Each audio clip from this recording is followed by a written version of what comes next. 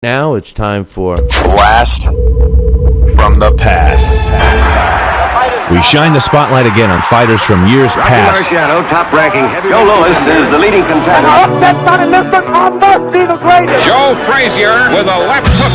Good right hand thrown by Foreman that time. Look at that left hook. That belt that goes to Ray Mancini. It's Blast from the Past on Talkin Boxing.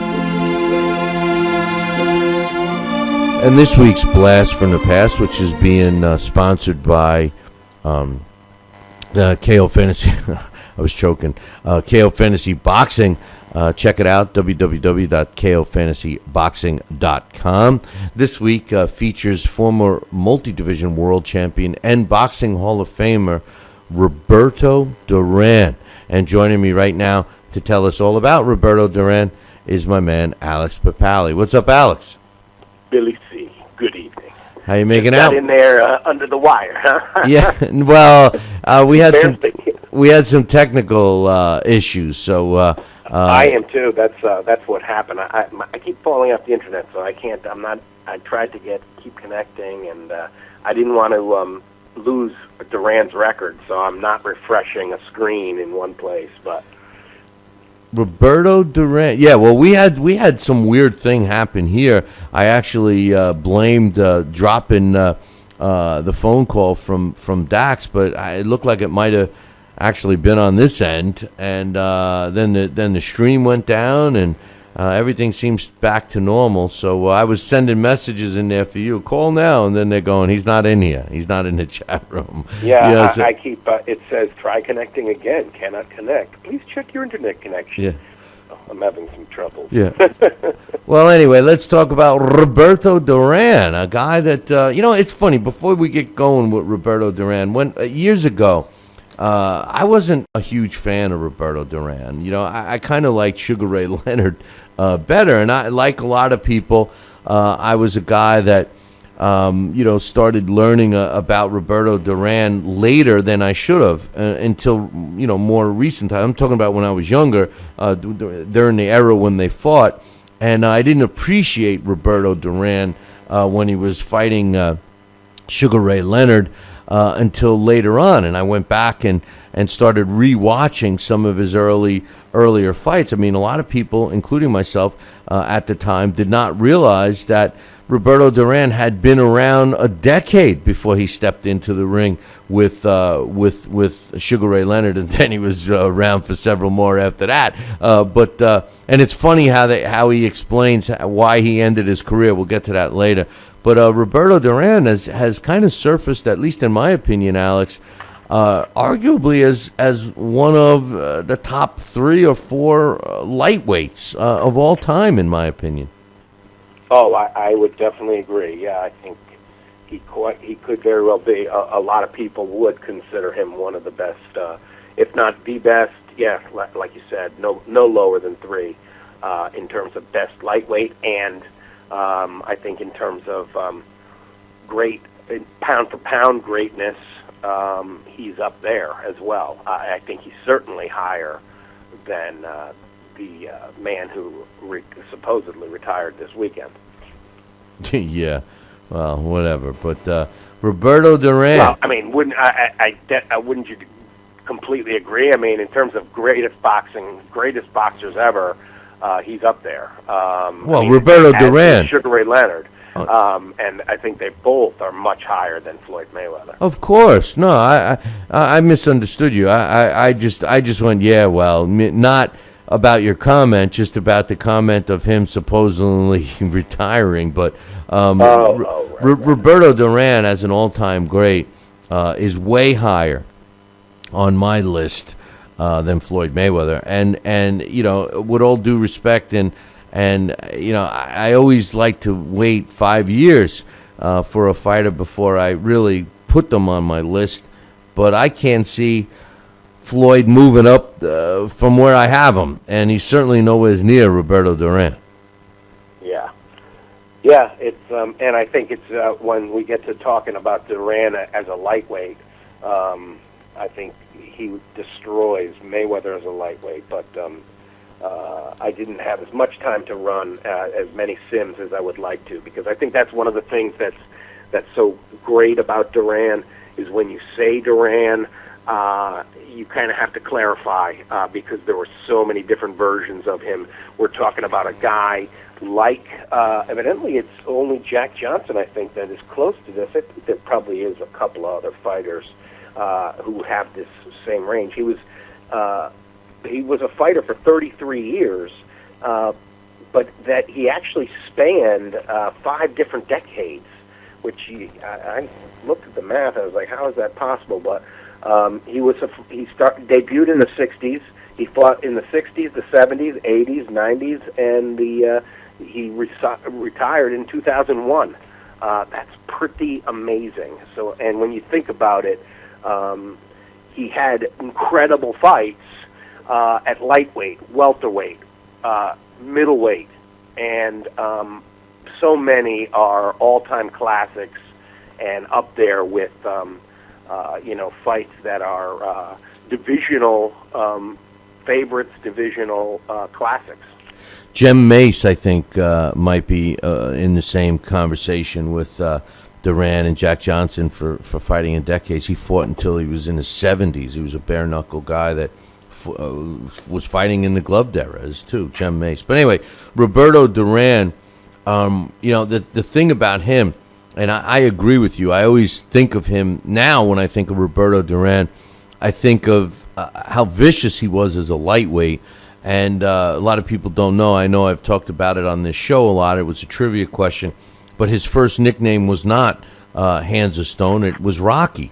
And when he won the world title against Kenny Buchanan at Madison Square Garden in 1973 or 1976, whenever, what was that, 73 or 76? I believe it was 76. But in any event, when he won that title, was it 70? Now I got Buchanan was actually way back in 72, June 26, 1972. All right, so it was 1972. He fought for the title at okay, yeah, June 26, 1972.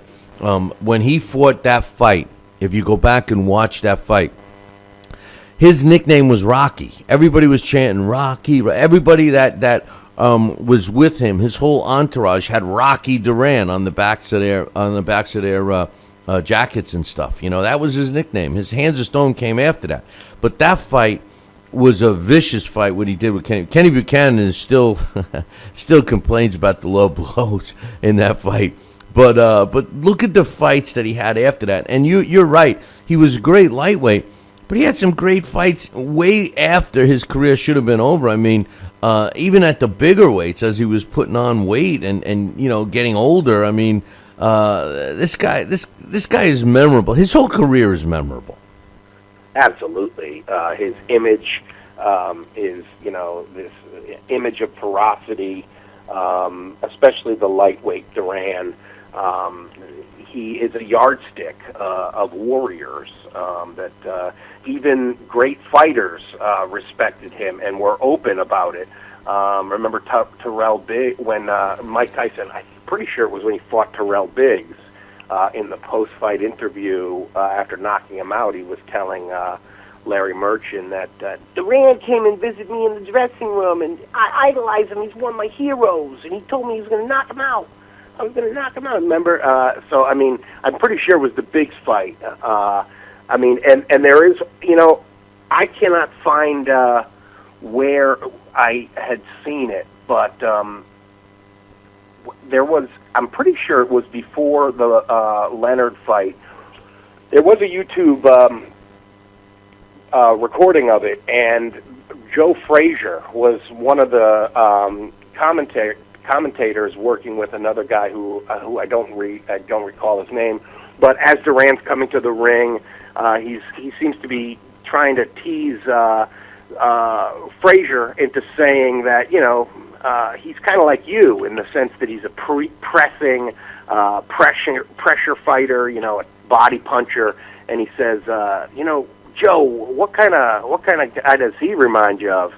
And Frazier takes a look at him and he says, Charles Manson. Yeah. So he really was this image of ferocity, even to ferocious fighters. And he grew up in the slums of in Panama. He was born in June 16, 1951. He was only 5'7", and debuted at 17. And you're right. By the time he had fought Kenny Buchanan, he was considered this merciless, undefeated guy, ring destroyer. That fight is an incredible bout. And when you watch the final, what's called a knockout, if you look closely, they unfortunately do not have the replays like we do today, and you can't see for sure, but it certainly looks like from the reaction on Kenny Buchanan that it was actually probably a low blow, and supposedly it crushed the testicle, and Kenny Buchanan says that even today, every time he goes to make water, he thinks of Roberto. He thinks of Roberto Duran. I know.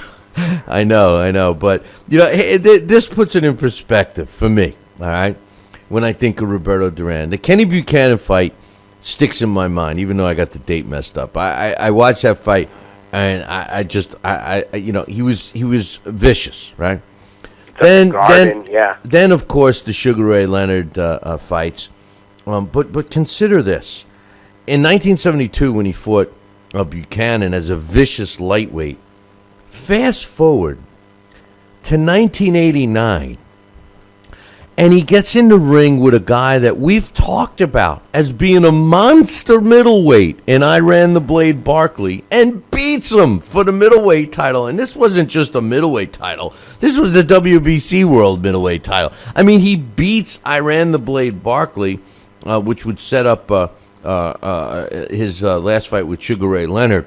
For that same title. Actually, he got rid of that, and then the Sugar Ray Leonard fight was for the super middleweight title. So here's a guy that's fighting at 135, and he's vicious. And in 1989, he's fighting for the middleweight title, and then 10 months later, he's fighting for the super middleweight title at 168. You're putting on 30 plus pounds, and he's still 5'7". Yeah, it is pretty amazing, and you're right. I mean, by the time he's fighting, and I think that was, it is amazing when you think about it. This is a good situation where you come up with styles make fights adage, because he beats Iran Barkley, who was a monstrous middleweight. He gets crushed by Tommy Hearns, who was a really big welterweight and also eventually cruiserweight. But he, and then he goes on to fight a competitive fight with Marvelous Marvin Hagler, who crushes Tommy Hearns and loses to Sugar Ray Leonard. And he has one incredible fight where he is very ferocious in that first fight in Montreal. And he beats Ray Leonard, and that's to me that fight right there gives Ray Leonard an incredible amount of street cred in my mind. Didn't Barkley? That's an amazing fight, and it proved that Ray Leonard wasn't just a pretty boy. He could fight a real ring monster. I mean, Ray Leonard's wife was the target of a lot of pre-fight nastiness from Roberto Duran, and post-fight nastiness. But that was a great Duran performance as well. Yeah, that I know. Sugar Ray Leonard, that was his first taste of really being, harassed at the podium by his opponent. He didn't know how to react. I think that's what made him totally out of his game. But didn't Tommy Hearns get beaten by Iran Barkley? Right, exactly. I'm sorry. I think I forgot to make that connection. Right, so you got all of those guys. You got him being real competitive with Hagler, and Hagler destroying Hearns. Right, then Hearns losing twice to Barkley, and then Hearns destroys Duran, but Duran beats Barkley. I mean, amazing stuff, right? And this is all with a guy that was 20 years beyond what he should have been fighting. And then look at the names after that. We're talking about a guy who really should have retired, and he's fighting the world's best Davey Moore when he won the junior middleweight title, then Hagler, then Hearns, then, of course, the Barkley fight, then Leonard again, and then he's fighting guys like Pazienza, who was still relative, Hector Camacho. I mean, this wasn't a Floyd Mayweather cherry-picking fights. This is Roberto Duran saying, yeah, I'll fight him. I'll fight anybody. How much? How much you going to pay me? I'll fight them all, I mean, there's no. You could say a lot of things about Duran, but I would challenge anyone to say that he ducked a fighter, Oh, absolutely not. And I think this is the other thing that Duran proves is that no one is defined by a loss. You're much more defined by losing and coming back. Because remember, even after he beats Kenny Buchanan, he loses to Esteban de Jesus and then avenges that defeat. Those two fights are amazing. I don't have ESPN Classic anymore, but for some reason I still see like what's on when I guess I got to turn the channel off or something in my TiVo. But it shows like what's on, and that fight seems to be that in their rotation, especially the rematch where Duran does win back the lightweight title. And I mean, just that right there, I don't know. To me, that's more of a yardstick of greatness, is losing and coming back. Floyd didn't have that. I mean, that's what, and I think, he suffers for that because the second half of his career, the post-Gotti fights of his career really were carefully selected. And, and some of them, of course, were the best possible opponent at the time. But yeah, it's not like a Duran. These were, I mean, his career is full of super fights, and not only that, he didn't waltz to an easy decision. That just rarely happened. He fought, and I mean, look at this. You got names like Carlos Palomino. Even in Wilfred Benitez, he was defeated. Guys could outbox him. He had a great fight with Pepino Cuevas, but he knocked him out. I mean, remember, even that fight with Davey Moore was absolutely brutal. Davey Moore was probably never the same after that fight. No, he was definitely not the same. And when you look at, he clearly wasn't the same after the fight. When you look at Roberto Duran, and you look at, on his record, it says he was stopped 4 times. Now, one of those 4 times was the No Mas fight. That technically goes down as a TKO, right? The other times that he was stopped, Tommy Hearns, that was a legitimate, I mean, it was a TKO, but he got destroyed. Pat Lawler was one of these fights that he just jumped all over him, and he just wasn't, remember, during that time, sometimes Duran trained and sometimes he didn't, And then the William Joppy fight, he was already well on in years. So you could argue the point that the guy, with the exception of the Tommy Hearns fight, which was, again, way halfway through his career at least, really the guy had a granite chin in addition to his hands of stone. I mean, this guy could fight. There's no question about it. And, when guys look at losses and they say, oh, he's got 16 losses, he was stopped. You can't just look at the paper. You can't just look and say, oh, he had 16 losses. You got to put it in perspective and see, what he did. And the other part of the thing that always amazes me about Roberto Duran was that when the No Mas fight took place, he was shunned. He almost was banned from Panama. I mean, they took it so personal. He was such a treasure to them.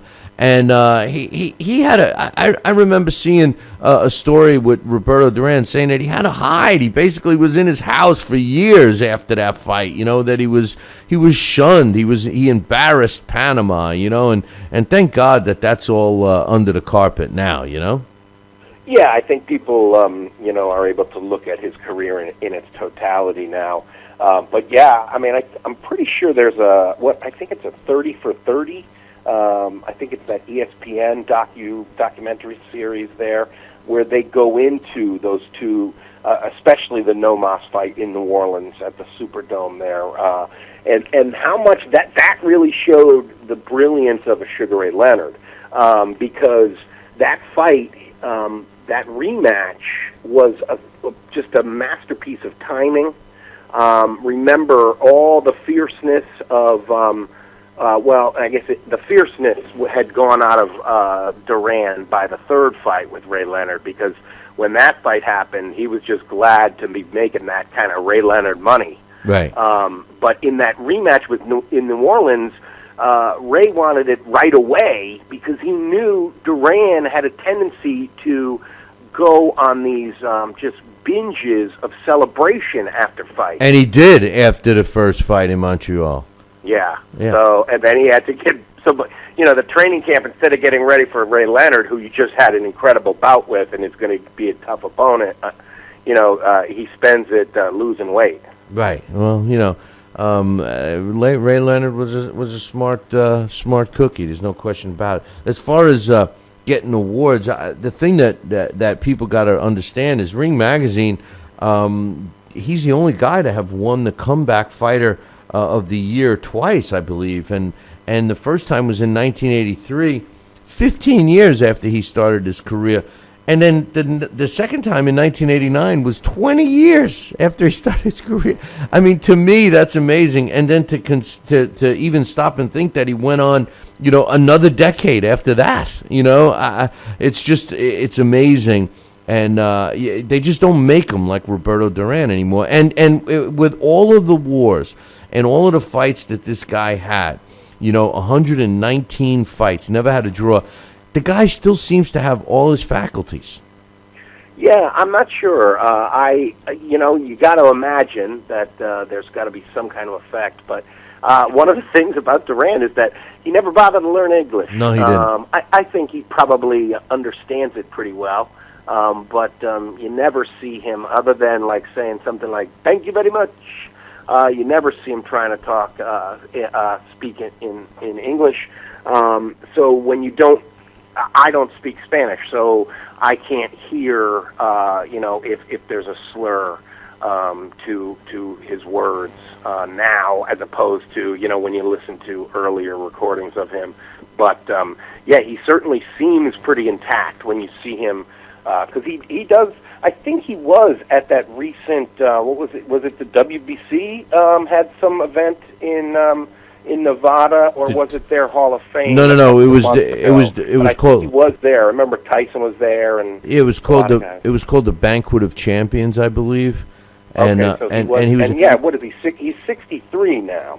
He's 64. 64. Yeah, he turned 64 in June. And the thing about Duran is that they did I saw a show on him. I don't know where I saw it, but he's pretty funny. He's a funny guy, and he with all the fights and all the money that you would have to assume he made, he kind of lives a modest life in Panama, and he does have a car, which is, you would think, of course he has a car, but not so many people have cars in Panama, but he has a car, and we were talking about him as a lightweight. Well, the AP, the Associated Press, in 1999 voted him as the greatest lightweight of all time, and ranked number 7th as all-time great pound for pound. So he's been regarded as a top fighter by a lot of different people.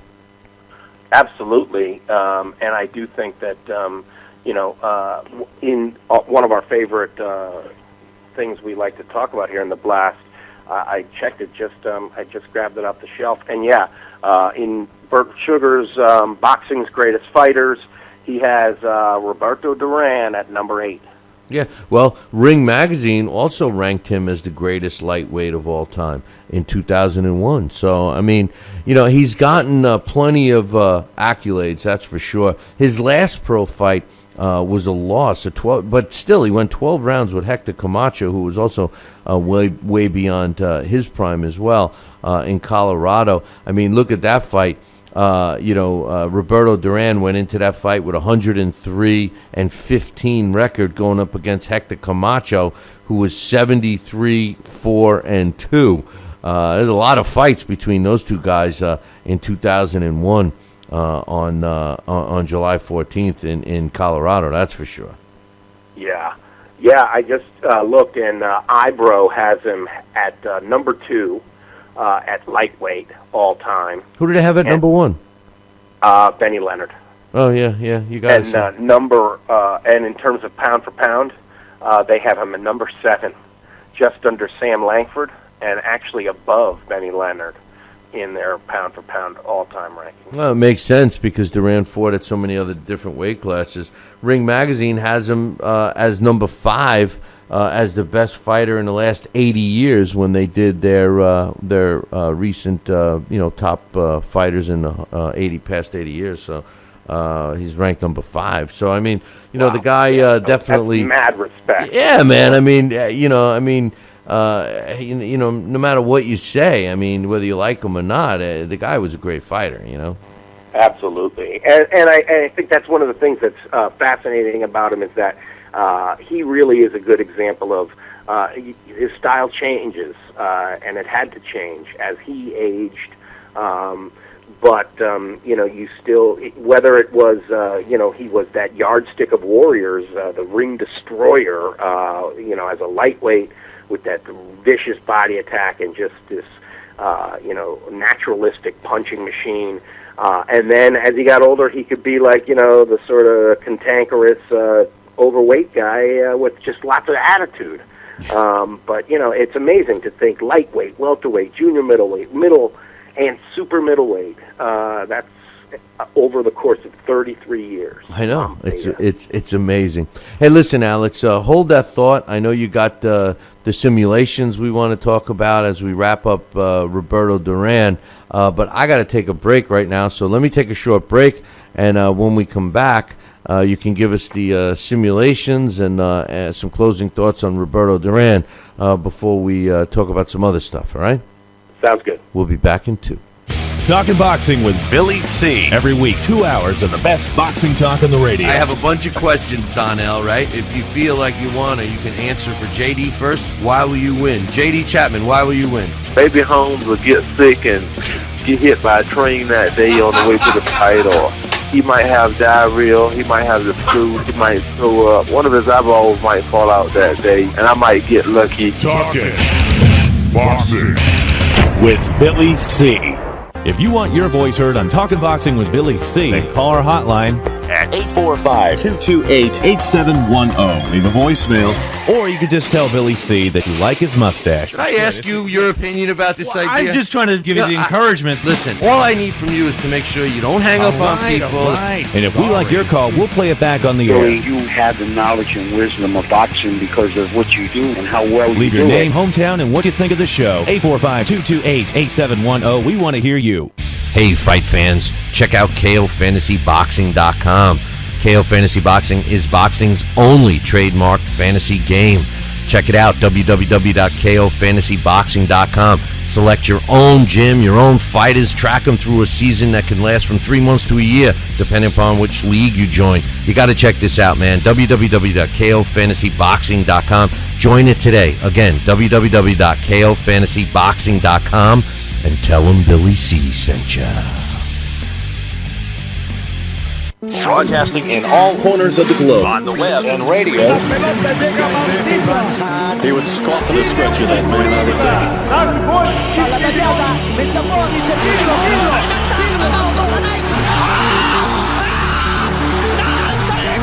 You're listening to Talkin' Boxing with Billy C. From upstate New York and the good old US of A. Boxing is here to stay because we are here to stay. The best 2 hours of boxing talk on the airwaves. Now back to Talkin' Boxing with Billy C. He may not have an Excellence in Broadcasting award, but the night's still young. And he's got martinis. So you never know what may be by morning. It's Talkin' Boxing with Billy C. Talkin' Boxing with Billy C. Now back to Talkin' Boxing with Billy C.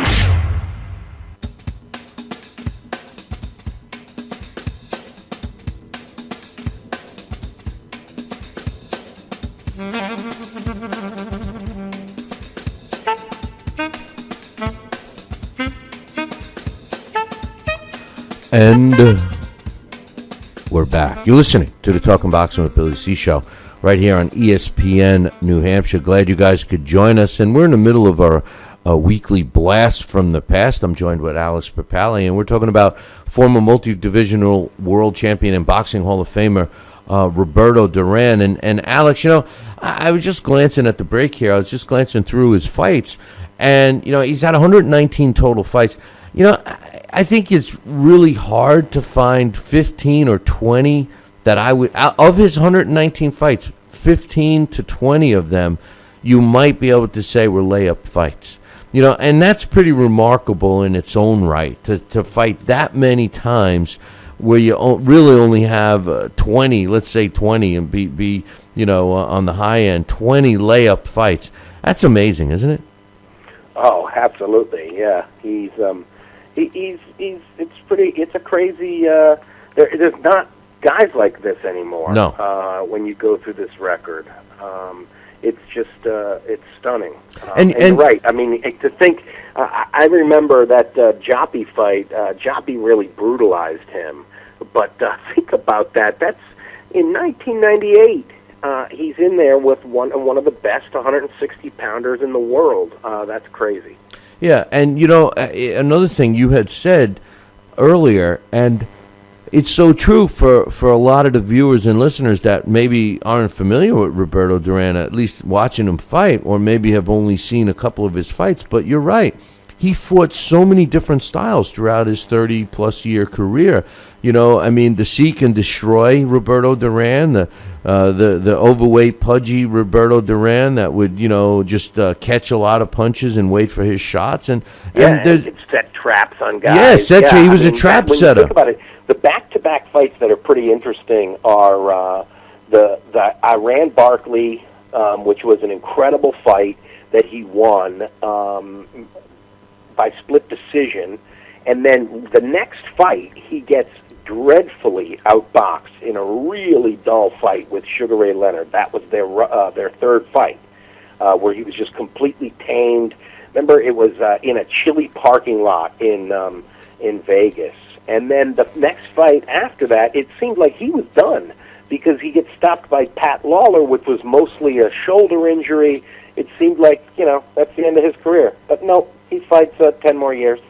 Yeah, no, and it's funny because he ended up fighting Pat Lawler again towards the end of his career, and avenged it. Well, he lost in 2000 against Pat Lawler in a.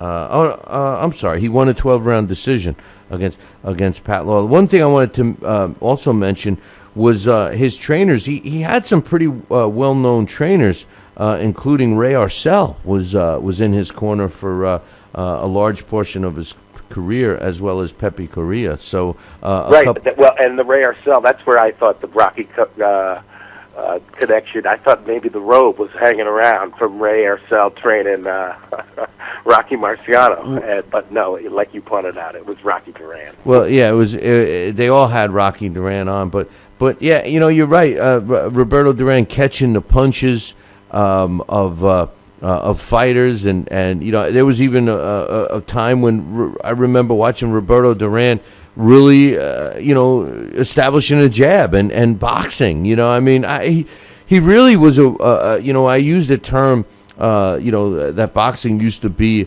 a trade, and I think Roberto Duran is synonymous to his career was a boxer and he was a tradesman, and I don't think you get any better than Roberto Duran for learning learning the trade of boxing from top to bottom. And it's unfortunate that he never became a trainer. I guess when it was over, finally, he just wanted to walk away.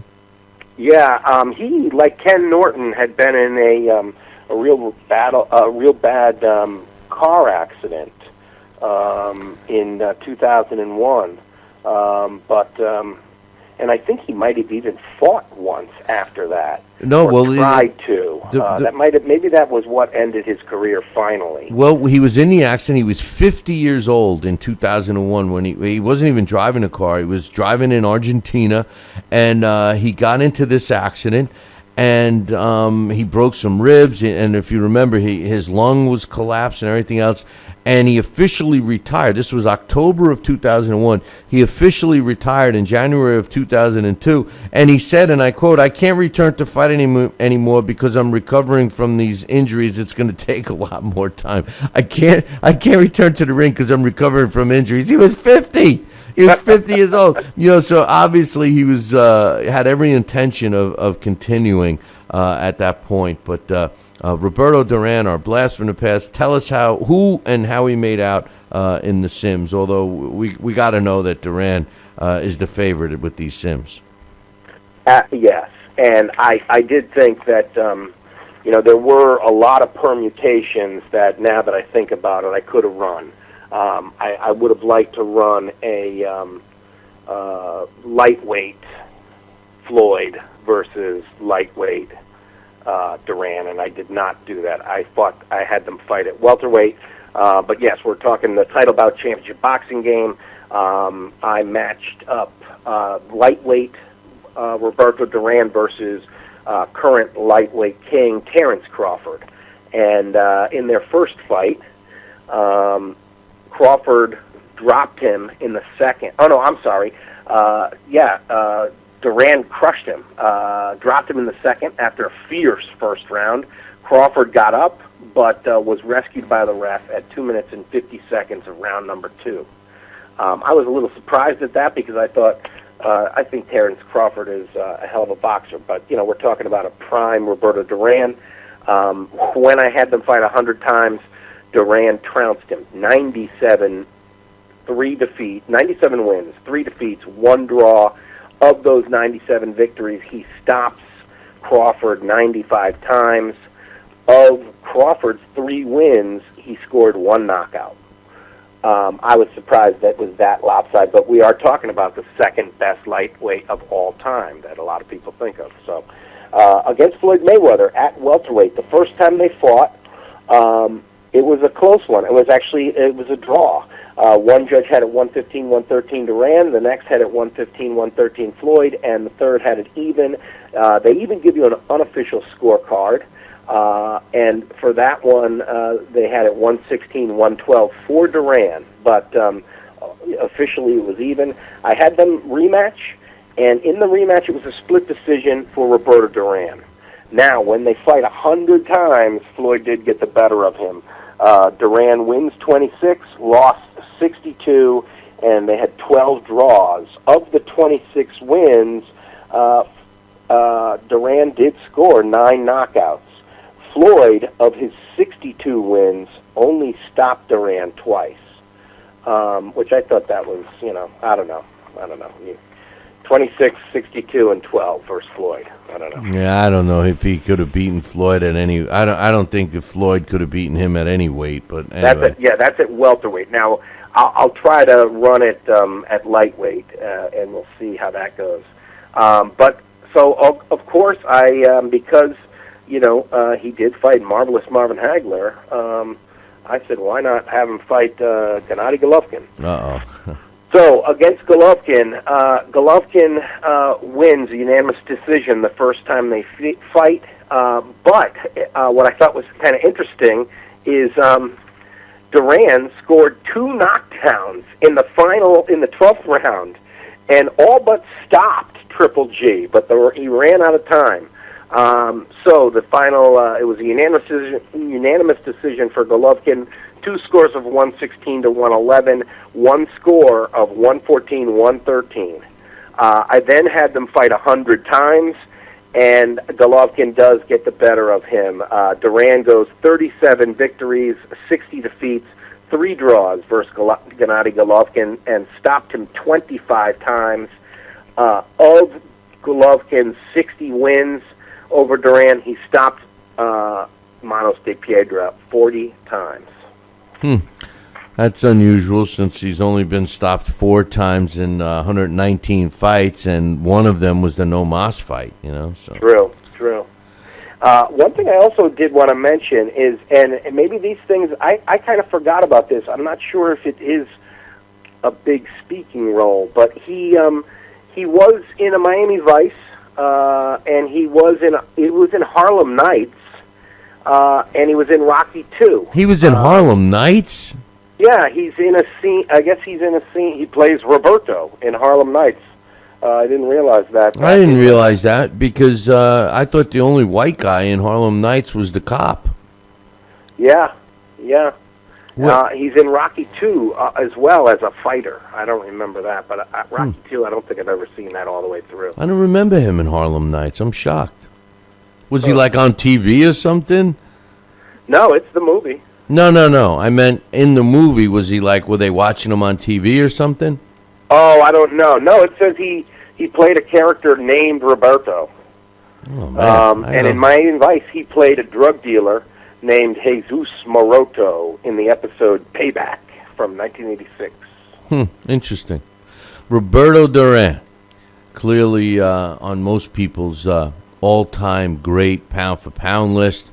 He was a former world lightweight, welterweight, junior middleweight, and middleweight world champion. He also challenged for a world title in the super middleweight division, but came up short.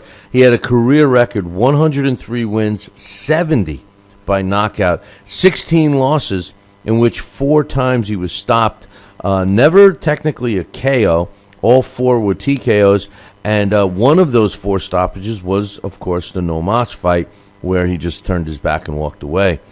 He fought 821 rounds with slightly under a 60% knockout ratio. Roberto Duran, of course, was inducted into the International Boxing Hall of Fame, but since he fought so long, he didn't get in there until 2007. And Roberto Duran, clearly a blast from the past. I love talking about Roberto Duran, during this show. And if you're new to hearing about him and some of these fights, I urge you to go up on YouTube. A lot of his fights are up on YouTube. The fight from Madison Square Garden in 1972 against Kenny Buchanan is a must-see fight of Roberto Duran, and then pick any other ones after that. So great job as usual, Alex. And